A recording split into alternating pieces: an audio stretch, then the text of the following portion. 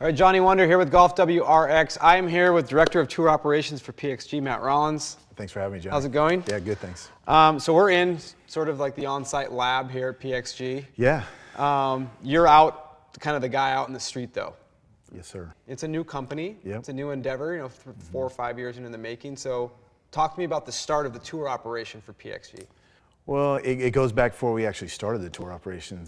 Brad Schweigert and Mike Nicolette had left my former employer, Ping, and they started to design this club and got them in the hands of Ryan Moore. They called me and said, hey, does Ryan Moore have a contract? And I said, no, just as a friend, he called. So they got Ryan some clubs, and then Ryan showed up in 2015 to Kapalua, because he'd won in Malaysia, with these funky looking clubs with all these weights around it, and telling me how great this club is and it's the best club ever made. And I'm like, my literal words to him were, well, you don't have to insult me to my face, because I was still working at Ping. A couple months later, Brad Schweigert and Mike Nicolette called me and said, hey, how do you do this contract thing? We don't know how to do it. And I said, hey guys, I can't help you, because I have a job where I deal with tour players and contracts and what have you. So they said, hey, well, what would it take for you to come to work for us? I said, I'll tell you what, guys, I'm getting married on Friday. I was getting married to my wife 4 years ago. On Friday, call me in 2 weeks and we can talk about it. But I'm gonna get married, and that's all I wanna focus on right now, and da-da-da. So they waited a whole 2 days because that's the way Bob works. He wants something, he gets it done. And they said, hey, would you be interested in this? And I got married on Friday. I met with Bob on Sunday and resigned on Tuesday at Ping. And my first job was to bring Ryan Moore on board, as far as like just get a contract in his hand and get him on board, have him wear a hat and all that stuff. And he'd been having a great year with the clubs. So it was easy. It was a natural fit.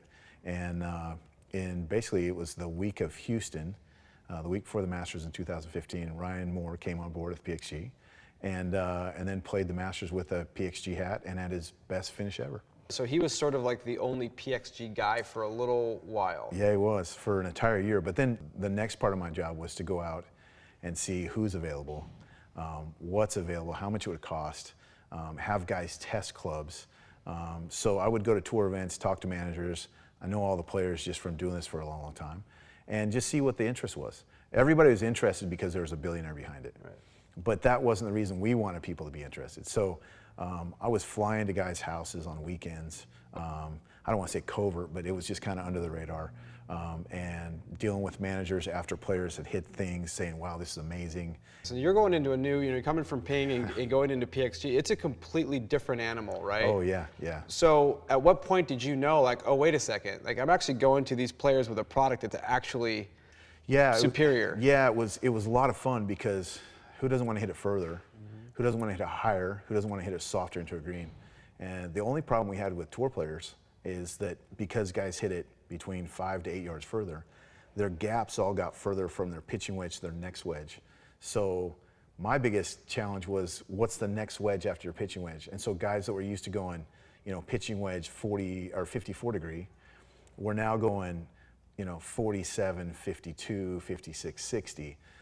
But it was an easy, I don't want to say sell, but it was an easy way to do it, because most guys are taking 3-iron out of play now, because the 4-iron's the 3-iron, and now they can play 4 wedges. And how often are you aiming at a pin with a 3-iron versus a wedge? Okay, so a lot of the challenges when you start a new company, you have a new product, because it's not Titleist, it's not Ping, it's brand new. So now you're tasked with getting gamers out of guys' bags and getting them into new products. And at this point, you have just the irons that people like, right? The irons are already popular, but now you got to start sticking some metal woods in the bag and some wedges. So let's start with the metal woods. So the metal woods, we had one version of metal woods, and that's tough because some guys are high spin, some guys are low spin, some guys are medium spin. The good thing is Bob and our engineers were awesome. They came out and they saw what was going on with these players, and they saw the need for a lower spin driver. And within months, we had a lower spin driver for our players. Let's speak to fitting for a second. So if a guy's gonna come in here, like a new guy, is it you that's gonna take this guy out to Scottsdale National or wherever he's gonna do that, and you're doing a full fitting like you would with any other PXG client? Yeah, well, probably the biggest thing that we do different than, say, your average consumer is I'll have a good feel for where he's been. You'll know that, hey, this guy's played this shaft for a long, long time. and he knows how that feels. He knows how it kicks. He knows how everything does. So a lot of times you want to start there, but maybe your head doesn't match up with that particular shaft. So then it's just options, you know. And we literally do a fitting, and guys are super open to it. And we have had players say, "Hey, is there a shaft just like that that's not that color? Because I don't like that color," or whatever it may be. So in a fitting though, because PXG irons, and this is just through my own experience of trying them out, but they're a distinct feel. They fly further. Yeah. It's a different shop. You know, the whole thing's a different experience. So what kind of adjustments for the tour guys did you guys have to make? Is it a loft adjustment? Is it a shaft adjustment? So like, what was the recurring theme of things you needed to do to get these guys dialed in? So you've got two scenarios there. You've got Wyndham Clark, who's a rookie on tour. He's had a really nice year. Yeah. When I met him, he was at the University of Oregon. He was a senior. And went into him, and I was like, said hi. His coach, Casey Martin, I've known for a long, long time. He's like, if you could get Wyndham to not spin as much, you're going to get him a set of irons. Well, with PXG irons, that's easy because they don't spin as much. So the first shot that Wyndham hit and it was flat, he looked at me like, wow, we got something here. Guys like Zach Johnson and Ryan Moore, they need a little more spin. So we've actually weakened their lofts. Zach plays, instead of a stock pitching wedge being at 46, he plays at 48. So everything's a little bit softer, or loftier, I should say. So that increases spin. But the biggest thing is because it does not spin as much, you've got to talk about max heights and descending angles. Because most guys say, well, I want to spin my 700 at 6,800. That's perfect for a PGA Tour player. We might be at 66, but then you have to say, well, look, it's coming in 2 degrees, you know, steeper, so it's going to stop. And then they go, oh, okay, that makes sense. So it's just a matter of fine-tuning the stuff. We literally go through every club in the bag with a player, and we're looking for 12 to 15 yard gaps. Okay. And we adjust, we tweak lofts based on that. Most guys shaft-wise, though, have been about the same.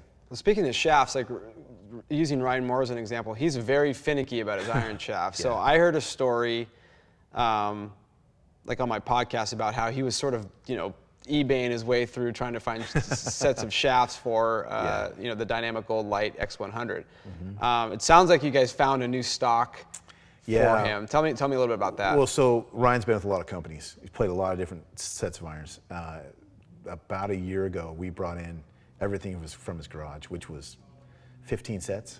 Okay. And we pulled every shaft apart because we were out of shafts and he would not switch. And that's tough because his shaft's been extinct for 10 years. Right. So we're pulling stuff out, and the problem is you have ferrules that might be longer or shorter, so they might be scuffed up a little higher than what our ferrule might show. We took a lot of shafts out. A lot of them were bent. He didn't even know it. Luckily, True Temper came, and they came in and said, let's just fix this. And they did a special run just for Ryan. He's never switched shafts.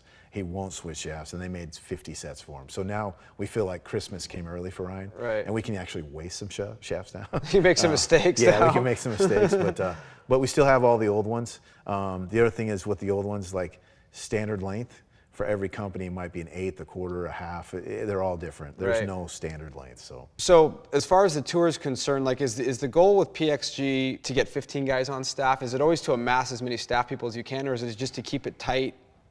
Yeah, I mean, our company is kind of boutique-ish, if that's the case, if that's the word. You know, I don't think we'll ever be at 20, if that's the case. I think we'll be between that 8 to 12, 15 max. We do have a couple guys on the web.com tour. We've got some colleges now we represent. So it's all going to feed into the PGA Tour, and hopefully everybody keeps their status and keeps going, and we'll see. What is it like for you? Like, say, for example, Ryan Moore, who you typically, you know, if you get something new in the bag, he usually wins in a weird way. Yeah. So say, for example, he wins this week. Yeah. What happens to Matt Rollins? Like, what does that look like for you? It's a lot of fun. So Sunday night, in particular, I get all the emails from all the different golf outlets. What's in Ryan's bag? Like myself. Like yourself. Yeah. So what's in the bag? That's the first thing that happens. Then there's usually a conversation with Bob saying, hey, congratulations, and Bob's really excited. And he typically talks with the player either that day or the next day. But then the next week, lots of players coming in going, hey, I saw this 3-wood that he hit. It's unbelievable. That guy's not that good. It's got to be the club. We do get a lot of inquiries from managers. We get a little bit high, and then hopefully the phones ring a little more. Right. So being on tour, how much does the tour presence, because this is another question we get a lot, how much does the tour really direct sales? And stuff? Yeah, is there a direct correlation there? There's some correlation. I'm not sure it's the #1 correlation, but you need to validate your product. I'll go back to a story. When I first started here, Leela and I there was literally about 6 of us here at PXG.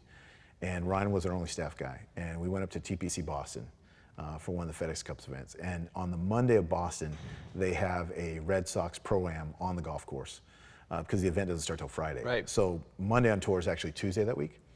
And so it was Leela, myself, and a guy named Jeremy Deco. We all went out to this driving range with this Pro-Am. And we go out there with like 7 irons, and we just want people to hit it.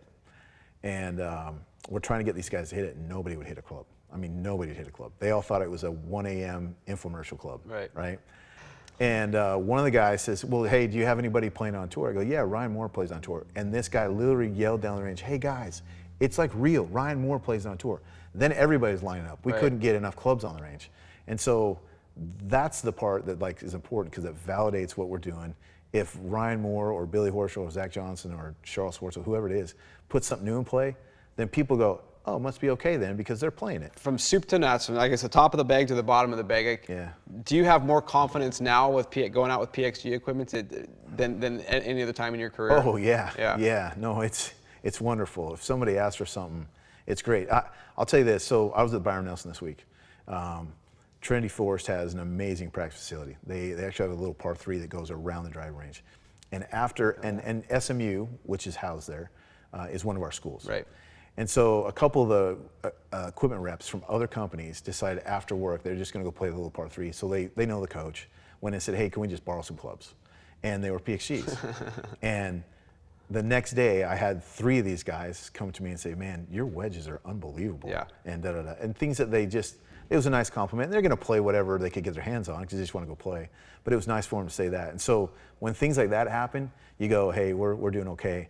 The LPGA Tour, which there's not a ton of money on that tour, our LPGA rep is as busy as he wants to be because girls are saying, hey, can I try this? Can I get that? We have a lot of product out on tour on that tour. With some good players, too. With some good players. And those girls are the girls that are going to turn out to be our staff players in the future. So if someone plays our stuff, has success, Bob has been great and said, hey, she's had success, let's put her on staff. One of the things I wanted to ask you is, this is in regards to the wedges because that was kind of like a offshoot thing. Like the wedges, I haven't seen a lot of PXG priority like in selling the wedges. I mean, there's a little bit out there, but talking to Ryan Moore and James Hahn, who are traditionally played a very specific wedge from another brand with very good people running that company, people I know. Absolutely. They're great product. But they both came to me and said individually, like these things, he's like, we don't have to play them. Like it's not cooked into our thing. It's not. They're unbelievable, the wedges. He's like, I don't know what they did. I don't know how they configured the sole or it's the milling or whatever, but these guys have figured out a way to make a wedge. Ryan Moore goes, I'll never switch out of this thing. So it's a really good story. When we brought Zach Johnson on, he's obviously known for a wedge guy. He won the Masters in 07 by hitting wedges, right, on all the par 5s. So he came in, we said, hey, bring all your other wedges in. And our engineers, myself, got with him and we started measuring bounce on all of his 60-degree wedges. And one of our engineers, Mike Nicolette, said, hey, Zach, so which one do you like? And he says, well, I like them all. He says, well, is there one you like more than the others? He's like, yeah, I like this one just a little bit better than the other ones. And he goes, why? They're all the same. He goes, no, they're not. He goes, they're a couple degrees here or there. And they were very similar, but they were just, the bounce angles were just a little bit off here or there. When clubs are cast, you get lead edges that might come out a little different than the way they're designed. At our old job, we would always have to go in and check out like a box of heads and maybe pull, a few out of a box to get to a specific tour player that liked a specific way. So what we started talking about with Mike was like, all right, so what if we were able to mill from a block and produce the same wedge over and over and over? And Mike and I were like, that sounds amazing, but the cost is crazy. And the time, too. Yeah, and the time, which equates to cost, right? Right. So we brought it up to Bobby, and he's like, let's do it. Of course he did. Yeah, Okay. And so we, when Zach had wedges built in his past, he would have 3 wedges built for a 60-degree, and he'd find one that was really good, he'd find a couple more that were okay, and he goes, I always found one that was good, but it took 3 wedges. Now we build 1 wedge because it's milled exactly the same every time. And we just build 1 wedge and go. I just sent him some wedges yesterday. Okay. He's like, I need some new wedges for the PGA. And we didn't send him 3. We sent him a 52, a 56, and a 60, and that's it. So we see a lot of pictures on the forums, and Greg takes a lot of Greg's pictures awesome. out there. Yeah, Greg's he's great. kind of the guy out there. But I've seen a lot of pictures of Charles Schwartzel's golf clubs. Yeah. What is this guy? What is he doing to his? Like, he's got, he'll have 0311s grinded down, and the soles are like, what is a guy? So just using him as an example, why? Like, what's going on? So he's an incredibly, he's got more feel than any player. Well, I don't say any player I've ever dealt with, but he's a big feel guy, and he's looking for a specific balance. And so he plays all of his clubs really weak. Well, when you play them weak, then you're playing off the back edge of the club. So we've taken a lot off the back because he's at a loft. You can only take off so much because then you start running into our weights. Right. Charles is always trying to find something that could just get him that much better over the hump. So we've regripped his clubs recently with 5 different styles of grips. He's now played 3 different sets of golf shafts. He's just constantly, and he hasn't played great. And so he's looking for that one thing that's just going to give him that little bit of confidence. And to your point, he's played 0311s where we bent the offset out of him. Right. He's played the tees. He's played a lot. And he I hit think like an XF3 iron in his bag for a minute correct, too, for a long time, yeah. And so Charles is an awesome guy, and I'll tell you what, he can flat out hit his golf ball. One of the cool things I think about PXG is that you guys aren't afraid to get some raw new stuff out there to get your tour staff to validate. So it's kind of talk to me about that, the idea of that, and why that's helpful. I mean, it's important our guys hit it because they've got to be able to say, yeah, hey, it's good for the consumer to like it. So it's hard to get guys to come here during the season because when they have a week off, they want to stay home. A lot of them have kids, a lot of them have family. So it's hard for them to get them. So it's like, why don't we bring it to them? So we've either taken it out on tour or we've gone to their house. And that's the cool thing about being a small staff is we can do that individual, like, hey, I'm going to come to your house this weekend and test some product. I did that with Zach the weekend before the Masters. I flew to his house and did some stuff. But like this week on tour, we have a prototype that Ryan Moore's given us some good feedback on. And after he plays it, in competition, which is a lot different than playing with you and I, sure, we're going to get some nice feedback. And then we'll take that feedback and give it to our engineers, and they might tweak something. It doesn't mean it's going to be out in the public like that. It'll just give us some feedback, and then we'll maybe tweak it again and have him play it a different way if he's open to that, and other players, and then we'll roll with it. And so eventually when it gets to you and I, it's been tested and tested. It's pretty cooked. Yeah, you've had a robot that's hit the heck out of it, and we've had all of our players that have hit the heck out of it, and then we have people inside here that hit it as well. And by that time, if something's wrong, then something didn't work out right, but it doesn't happen that way. I also want to talk a little bit about the diversity. Diversity is such a popular word these days, right? So like, the staff that you guys have actually kind of checks off a lot of different boxes, right? You have a lot of different personalities, which we talked about before. So what is the function of the PXG staff? Like, what's their main goal of being out there? Is it to show off the new stuff? Is it validation? Is it what exactly is it, do you think? Well, number one is validate our product, but right. to hit out on like the different personalities we have. If you look at just our ladies tour, we have gals from Korea, we have gals from New Zealand, we have a Swedish player. We're trying to get worldwide validation so that each country can follow their player and go, oh wow, PXG's here. Zach's that guy, like a lot of people follow Zach. I've never met so many people from Iowa in my life since I've gotten to know Zach so well. But he might bring in that guy that's like traditional golfer that follows Zach, Sure. Whereas Billy Horschel gets a guy that's a little more fiery, a little younger, that like might bring in, that look to PXG. Right. James Holland gets your SoCal kids, he gets all those cool kids from SoCal. And he can teach them how to dance as well, right? And Lydia brings in a completely different market than all those guys. She's unbelievable, and the following she has is incredible. So, obviously we want good golfers. I think that's without saying. But then we have to get people that touch all the different diversities that are out there, and hopefully they all go, hey, what's PXG because of that person. On the PGA Tour, obviously you have a responsibility to sort of chase players. Like, your job is to kind of figure out who the next guy is going to be. But outside of the PGA Tour, a lot of the people that have come to PXG have been coming your way, not the other way around. It's been fun. Yeah, it's been a lot of fun. But that's actually kind of rare. Like, you don't see that very often. Usually it's the other way around. We had a kid, Kevin Doherty, who's on our staff on the web.com tour. I was at Q School 2 years ago, and he was up with another company. They weren't going to re-sign him. And he just came to us and said, hey, can I play your clubs? And I gave him a hard time, and I said, hey, I'll send you some clubs if you wear a hat next year. Totally joking. Right. He wore the hat the entire year, and had a great year. And unfortunately finished 26th on the web.com tour. brutal. There's always one guy that's 26th, and we Right. know him this year. But he's going to have a great year this year. And because of him playing stuff on the web, a lot of other web guys have called us. And we don't even have a rep out there yet. Someday we'll have that out there. But we've had a lot of people like influenced by one or two people because the brand is kind of in that elevated, Sure. like, hey, what is it? There's a little mystery to it. I gotta imagine the guys that you send stuff off to. I don't know if a lot of these guys give it back, but you guys weren't getting a lot of PXG irons back. They weren't sending anything back. No, it's we tell everybody, like all the companies, hey, if it doesn't work out, give it back to us. We'll reuse it for somebody. Yeah, that's not happening. Not happening. I had a really interesting conversation with Pat Perez when I was here in November when the Gen 2 driver came out. And I thought it was a really interesting conversation because he was a hard switcher, especially in the driver, and was very vocal about the driver. Yes. And for him, it was, he spun it too much, didn't roll out. He's a pretty strong advocate because he'll tell you what he thinks, and whether you like it or not, he'll tell you what's up. So it was interesting, and this is kind of a commentary to the jump you guys made in the driver category. He hit it 5 or 6 times, the Gen 2, and literally stuck it in the bag. It was crazy. Walk me through that. Yeah, so Pat, high spin.